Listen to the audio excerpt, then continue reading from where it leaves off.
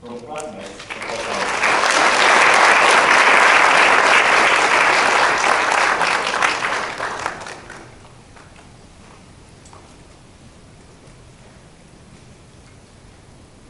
Pramo, what are you doing here? Aren't you already graduated? You didn't find a job? But you're the valedictorian of IUJ, right? Maybe he's only good at studies. Zunita, what are you doing here in Urasa? Why don't you move to Tokyo? Maybe she's lucky. She's an influencer, right? She doesn't need to work hard to get whatever she wants. Hey Yuka, when are you going back to Tokyo? You are going to work in the company again, aren't you? Come on, you have no problem with the job. You are Japanese. You can get a job in the company, JICA, anywhere, anytime. Oh, you already resigned and you won't go back. Maybe she has a problem in her previous job. We have been hearing these things for the past few months. Let me ask you one question. What is the best option for you after graduation? Is it securing a good position in a well-known company or even pursuing your higher studies because you did very well in academics? Or is it moving to big city like Tokyo and enjoying city life? Or is it getting a higher salary in a well-known organization? Or maybe you haven't even figured it out yet. But that's true. Research says that from the university students, either undergraduates or graduates, more than 80% are either want to be employed in a company or an organization, or they haven't even figured it out yet. And from this data, only 15.7% choose to become an entrepreneur right after graduation, and that is the global data. In Japan itself, the similar study had been done, only 2.2% choose to be an entrepreneur right after graduation. The story we are about to tell you is about that 2.2%. Let me take you back in time. So in 2022, when me and Zunita, we were in first years, in one of our marketing class, we had to create a brand. We created a cosmetic brand, and by that time, it was actually a fake one, and we made ourselves like, I'm the CEO, you are going to be CEO, and we really dreamed big, thinking that maybe one day we could make it a reality. Yes, Pramo. Zunita and I too. We are studying in the same class once, then we got to know both of us worked for the cosmetic industry. Then we said maybe we can do something together someday. But to be honest, I didn't expect this would really happen because, in IUJ, we often have this talk, right? Like, we can do this business together, or, oh, we should commercialize these ideas. So I didn't take it seriously at all. That's true, Yuka. So it was limited to small and casual talk. After graduation, we all went on our own separate ways. After graduation, I was very confident, and I thought, I'm going to be an entrepreneur in Japan. And being the only child, I told my mom and dad, rest aside, I'll take care of the family and everything. But I started several ventures in Japan, and none of it turned out to be good. Every time I failed. And I did with some of my friends, I even put their lives in danger. At some point of time, I thought, maybe I could never become an entrepreneur in Japan. As for me, maybe some of you know, I have my own company back in Malaysia. Well, managing a company itself is challenging, but managing a company from a different country is crazy. So having said that, I faced so many difficulties managing company from here in Japan. So I thought I was about to give up. I thought like entrepreneurship maybe it's not for me. So I feel like I want to sell off everything and live a peaceful life. That's Zunita. In my case, before I came to IUJ, I started my career in a cosmetic company in Tokyo as a product designer. That was a job I was dreaming of. However, as I got more experience and promotions, I became aware of the inequality caused by mass production and consumption processes. That was a dilemma because there was something that ethical question in my mind. While I enjoy my work, then finally, I could no longer ignore my question. and decided to leave my job, hoping to work for something I truly feel meaningful. Yeah, we all had that frustration. And as I was about to give up, but I know the spirit of entrepreneurship is still within me. I know I don't want to give up easily, so I prayed and prayed and prayed, hoping for a miracle to happen. And one day, out of sudden, I remember my time with Pramod in IUJ, how we used to dream big and did crazy things. On the same day, I bumped into Yuka. I just knew that was it. That was the miracle that I was hoping for. With no time, I called them both. When Zunita was calling, I have already booked my flight tickets to go back to my country. The thing that she said was, Pramod, if you have ever valued our friendship, forget about everything and come to Uresa the next day. The next evening, we all met at the restaurant near IUJ. We discussed a lot and forgot about the time and talking until the staff kicked us out. Then we finally decided, okay, we should work together. Then that is where it all began. Exactly. Can you all reflect to the beginning times of your relationship? The time that you've been texting with each other, talking to each other, you can't even sleep, you're dreaming about the future? We were the same, actually.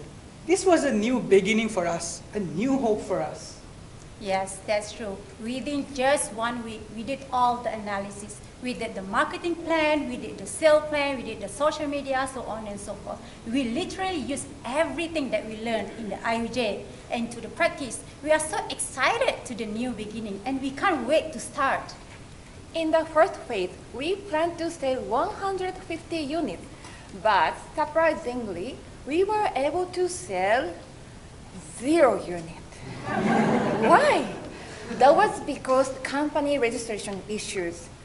We couldn't get easily our company registered. We figured out here in Japan, all the registration processes are designed for professionals, not for the people like us.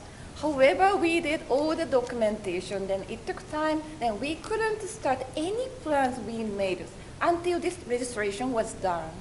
That was so hard, Yuka. So on the second phase, we luckily got everything solved and we got the company registered.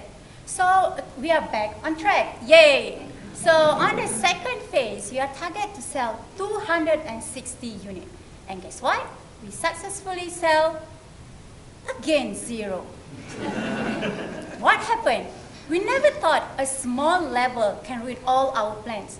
The product delivered late and we got the issue with the label. And we took so much time and effort to solve this issue, and that caused the delay. Exactly. But during the third phase, we were very much confident. We have our company, we have our products. So the sales target was 360. Any guess how much we sold? 0 yet? 0 yet? Not 0, but 2.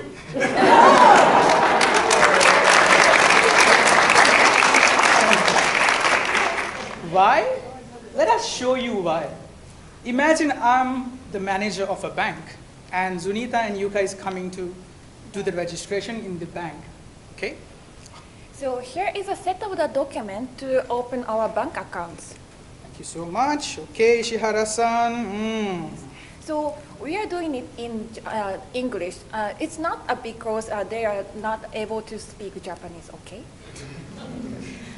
Okay, so you have the company registration certificate, certificate of corporate seal, article of incorporation, list of shareholders, certificate of tax payment, business model, business plan for 5 years, business plan for 10 years, university transcript, certificate of graduation, letter of recommendation, president, IUJ president certification. Is everything okay? But Ishihara-san, in this document, I think we cannot accept you because the seal is tore down than we think it is. Yes. Just seal? Yeah. I'm sorry. And what is this visa category that you have? It's called a startup visa. Then it's a new visa for foreigners who wants to try startup in Japan. Oh, but I haven't heard of this visa. It's a proper visa. Can you call the immigration and your university and confirm? I will call my headquarters and see. Okay. What did he say? Eh? They don't know about Don't know? What? anything. What? It's illegal. Excuse me. Actually, Ishihara-san, we cannot accept your bank Cannot? account. Yes. There is no one in Japan who has got this bank account with this visa Oh, category. I understand. Because this is a new visa, then there's no wonder if you don't have any cases before. Yes, actually, but in Japan, we don't have any procedure for this, so I'm very We sorry. really need bank account to start no, our no, business. the But next- please consider again. This was the scenario for most of the banks that we went. And during the last shot of the bank, I remember when I went to the bank, Zunita was like shocked and Yuka was crying. And then not only these company registration and bank issues, we came across many issues such as their part-time restriction and tax and pension issues. Storage, company address, website. Photo shoot issues, e-commerce rejections, and many more. At that moment, we understood why statistics data for Japan was just 2.2%.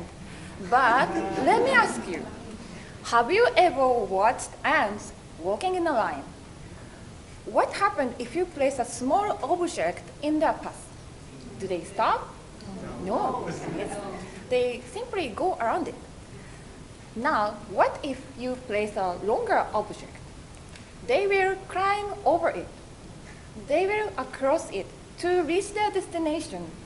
So no matter the obstacle is, they will find a way forward. We adopted the same mindset. When one path didn't work, we don't wait until the problem solves itself. Instead, we find alternatives. We keep on searching and searching. Then that, step by step, led where we are today. Exactly. When we had company issues, it has to be done by professionals or lawyers.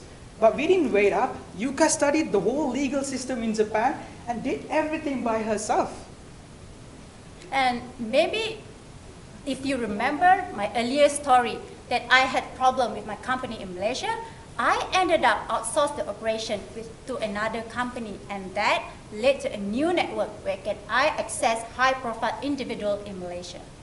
During the label issues, we found a different company to do labeling, where it led us to cut the cost, and we finally got approved by one bank. When we were devastated with the financial issues, we really applied for a subsidiary of the city office. But we didn't really got it. But that led us to participate in Minami Unuma Startup Pitch Competition, where we won and actually got 1 million yen.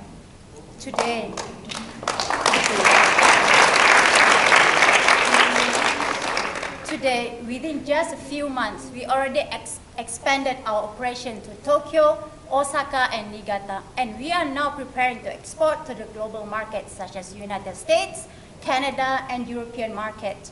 We are also using IUJ alumni network to access to the country like Uzbekistan, Tajikistan, so on and so forth. At the beginning, we asked you, what the best option for you after graduation? So there's no right or wrong answer, and we are not telling you to be entrepreneurs. Exactly. And 1 year ago, we were exactly like you. Same university, same class, same courses. We were almost the same. Yeah, the only difference is now we are C-level executive, but with no employees. I'm the CEO, Chief Everything Officer. I'm COO, Chief Overworking Officer. Then I am, what is my position? Maybe CMO, Chief Multitasking Officer.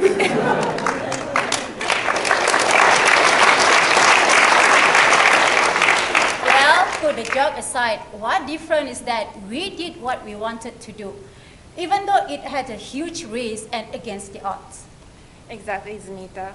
In long-time employment, as people get older, they prefer lighter work and forget about the value they could have made. I saw many people doing it in a company. It's up to them how they live, but I won't do it. I don't want to see myself spoiled in the comfort zone. I'll keep thinking, questioning, and taking action. As for me, I really love living life. I do what I want to do. Even though I have to take risks, then I will take it.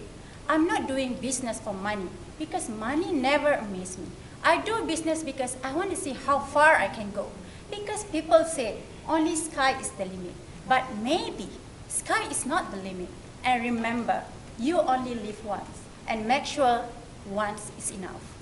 Exactly. At the beginning, people will come and tell you it's impossible to do. It's going against the odds. For us, it was starting a business in Japan. For you, it could be being your CEO of the company you are working at now. Or if you are a civil agent or a government agent, that could be becoming the head of the department or even becoming the president of the country. There is no such thing called impossible. The three of us, what we firmly believe is that you should keep on trying, have faith. As a lot of TEDx speakers today said that they have failed in life, but they have bounced back. And of course you will fail, but fail better. The next time, every time you fail, you'll find a way not to fail the next time. As we say, when one door closes, another door opens. But if that door doesn't open, it's your responsibility to create your own door. Because, my friend, in this whole world, there is no one, literally no one, who can stop you unless it's you. Thank you. Thank you.